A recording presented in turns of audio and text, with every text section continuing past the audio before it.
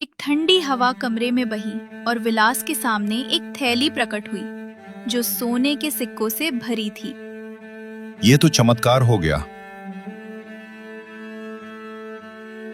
कलावती, देख, अब हमारी सारी तकलीफ खत्म हो जाएगी। विलास जी, आपके पास इतने पैसे कहाँ से आए? तुमने कोई गलत काम तो नहीं किया? सच बताना, नहीं तो मैं बच्चों को लेकर मायके चली जाऊंगी। नहीं कलावती, ये बस भगवान की कृपा है, तू फिक्र मत कर। विलास ने लाला का कर्ज चुका दिया, घर की मरम्मत करवाई और गांव में उसकी अमीरी की चर्चा होने लगी। लेकिन कलावती का मन बेचैन था। उसे लग रहा था कि विलास कोई भयानक राज छिपा रहा है और गांव का सबसे चालाक और लालची आदमी बीरबल अब विलास पर नजर रखने लगा था। जंगल का रहस्य जो मूर्ति के साथ शुरू हुआ था अब गांव में फैलने वाला था। विलास की अमीरी की खबर गांव में आग की तरह फैल गई। लोग फुसफुसाते थे कि विलास ने जंगल में कोई खजाना पाया है। कुछ बुजुर्ग कहते थे कि जंगल का मंदिर एक श्रापित जगह है जहां एक लालची राजा की आत्मा आज भी भटकती है। बीरबल, जो गांव का सबसे चालाक और लालची आदमी था, विलास के पीछे पड़ गया। एक दिन बीरबल ने विलास को बाजार में घेर लिया। अरे विलास, तू तो रातों रात राजा बन गया। पहले तो तेरे पास एक पैसे नहीं थे और अब सोने चांदी की बारिश। बताना, ये खजाना कहाँ से पाया? जंगल में कोई जादू टोना तो नहीं सीख लिया? क्या बोल रहा है बीरबल? बस मेहनत का फल है। तू तो जानता है मैं कितना मेहनती हूँ। मेहनत? वाह, मुझे बेवकूफ समझता है कि मैं तेरी मीठी चुकी बातों में आ जाऊंगा। बीरबल, तू अपनी राह देख, मेरे पीछे यूं मत पड़, नहीं तो तू बर्बाद हो जाएगा। बीरबल विलास से इतना कहकर जंगल की तरफ निकल पड़ा। जंगल में बीरबल ने मंदिर के खंडहर देखे। वहाँ की दीवारों पर प्राचीन लेख उदय थे जो समय के साथ धुंधले हो गए थे। बीरबल ने एक पुरानी किताब में पढ़ा था कि मंदिर में एक जादुई मूर्ति थी जो सच्चे दिल वालों को इनाम देती थी, लेकिन लालचियों को सजा। हाँ, मुझे सारी बात समझ में आ गई। विलास ने वो मूर्ति यहाँ से उठा ले गया है। अगर विलास को खजाना मिल सकता है तो मुझे क्यों नहीं? मैं उस मूर्ति को ढूंढ कर निकालूंगा। सुन बीरबल, तेरी लालच तुझे ले डूबेगा। वापस चला जा, नहीं तो तेरे साथ अच्छा नहीं होगा। कौन है मेरे सामने? आ दिखाई दे। मैं डरने वालों में से नहीं हूँ। ये आवाज सुनकर बीरबल सीना चौड़ा करके खड़ा रहा, लेकिन अंदर से उसे भी डर लग रहा था। किसी तरह हिम्मत जुटाकर बोला, मैं आज उस प्राचीन मूर्ति के रहस्य का पता लगाकर ही रहूंगा और इस बात का भी पता लगाकर रहूंगा कि विलास के पास इतना धन दौलत कैसे आया। तभी मंदिर में से एक भयानक आवाज निकली। बीरबल ये आवाज सुनकर भागकर घर लौट आया, लेकिन उसकी आंखों में लालच की आग जल रही थी। बीरबल का लालच कब जंगल के रहस्य को उजागर करने वाला था, कोई कुछ नहीं कह सकता था। बीरबल के मन में क्या ख्याल चल रहा है, किसी को कुछ नहीं पता था। बीरबल हर वक्त यही बात सोच रहा था कि विलास के पास इतना धन दौलत कैसे आया। बीरबल अब विलास के घर की तरफ निगरानी करने लगा। कलावती को भी गांव वालों की फुसफुसाहट सुनाई देने लगी और उसका शक गहरा होने लगा। क्या विलास का राज सुरक्षित रहेगा या जंगल का श्राप अब गांव में फैलेगा?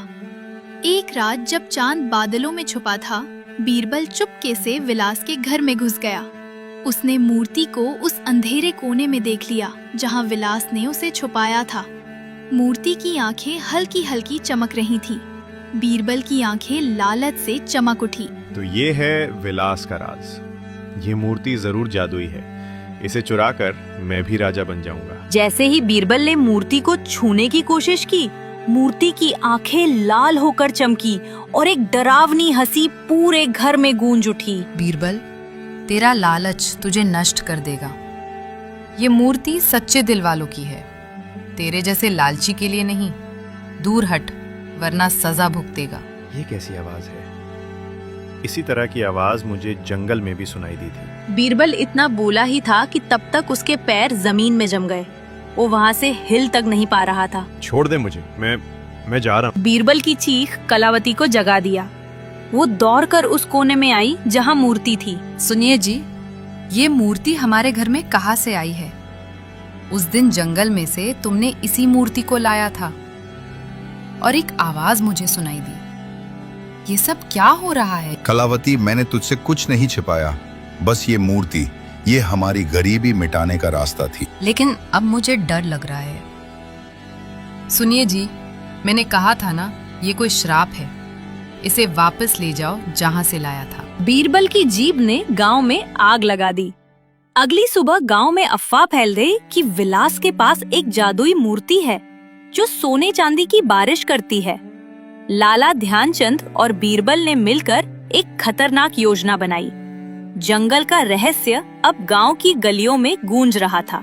गांव में पंचायत बुलाया गया। गांव के लोग पंचायत में इकट्ठा हुए। सरपंच जी, मैं आपसे बताना चाहता हूँ कि विलास जंगल में गया था और वहां से उसने वो श्रापित मूर्ति उठा लाया है, जिस वजह से हमारे गांव पर आए दिन परेशानी आ रही है। अगर वो श्रापित मूर्ति हमारे गांव में रहेगा तो एक दिन हमारा सारा गांव शमशान बन जाएगा। मैं आपसे सरपंच जी गुजारिश करना चाहता हूं कि आप उस मूर्ति को हमारे गांव से बाहर फेंकवा दीजिए, नहीं तो गांव का कोई भी आदमी ठीक नहीं रहेगा और उसके जिम्मेदार आप होंगे, या तो विलास होगा। क्यों विलास? बीरबल सही कह रहा है। तुम सच में जंगल से वो श्रापित मूर्ति लेकर आए हो? जी सरपंच जी, बीरबल बिल्कुल सत्य कह रहा है। मैं जंगल से देवी की वह मूर्ति लेकर आया हूँ बीरबल, जो आपसे बता रहा है कि वह मूर्ति श्रापित है। दरअसल वह मूर्ति श्रापित नहीं है सरपंच जी। मैं उस मूर्ति को अपने गांव में लाना नहीं चाहता था, लेकिन उस मूर्ति ने मुझे स्वयं कहा कि मुझे अपने घर पर ले चलो, मैं किसी को नुकसान नहीं पहुंचाऊंगी। इसलिए सरपंच जी, मैं वह मूर्ति अपने घर पर ले आया हूँ। मैं आपसे वादा करता हूँ कि वह मूर्ति गांव को कोई हानि नहीं पहुंचाएगी। ऐसे कैसे विलास? तुम उस मूर्ति पर विश्वास कर सकते हो? मान लो अगर वो मूर्ति किसी को हानि पहुंचा भी दे, तो क्या जिन लोगों को हानि पहुंचाएगी वो वापस लौट कर आएंगे? नहीं आएंगे ना। तो मैं उस मूर्ति को अपने गांव से बाहर निकालने का आदेश दे रहा हूँ। तुम सुरक्षित उसी स्थान पर मूर्ति को छोड़ाओ। सरपंच को विलास बहुत समझाने की कोशिश करता है, लेकिन सरपंच जी उसकी एक भी बात नहीं सुनते हैं और सीधा आदेश दे देते हैं कि उस मूर्ति को तुम उसी स्थान पर छोड़कर आओ जहाँ से तुम लेकर आए थे। विलास बेचारा आंखों में आंसू लिए उस मूर्ति को अपने कंधे पर रखता है और जाकर इस खंडर में मूर्ति को छोड़ देता है। मूर्ति को उस खंडर में छोड़कर विलास जब अपने घर की ओर चलने लगता है तो फिर वही आवाज आती है। विलास, तुम उदास मत हो, मैं हमेशा तुम्हारे साथ हूँ। अगर गांव वालों ने मुझे नहीं रहने दिया तो उसमें तुम्हारी कोई गलती नहीं है। मैं तुम्हारी हर वक्त मदद करूंगी। तुम सच्चे दिल से मुझे जब भी बुलाओगे तो मैं तुम्हारे पास जरूर आऊंगी। मूर्ति की इतनी बात सुनकर विलास अपने घर की तरफ लौट आता है। धीरे धीरे समय गुजरता है। जिस तरह मूर्ति ने कहा था कि विलास मैं हमेशा तुम्हारी मदद करूंगी, मैं हमेशा तुम्हारी छाया बनकर रहूंगी, तो वो मूर्ति हर वक्त हर समय विलास की छाया बनकर उसके साथ रहती है। विलास के पास ना धन दौलत की कमी रहती है और वो गांव में सबसे मौज में रहता है। विलास की यही खुशी देखकर बीरबल को हमेशा जलन होती है, लेकिन बीरबल भी उसका कुछ नहीं कर पाता। उम्मीद है दोस्तों आपको हमारा वीडियो पसंद आया होगा। अगर आपको हमारा वीडियो पसंद आए तो चैनल को सब्सक्राइब, वीडियो को लाइक करना मत भूलिए। मिलते हैं अगले वीडियो में।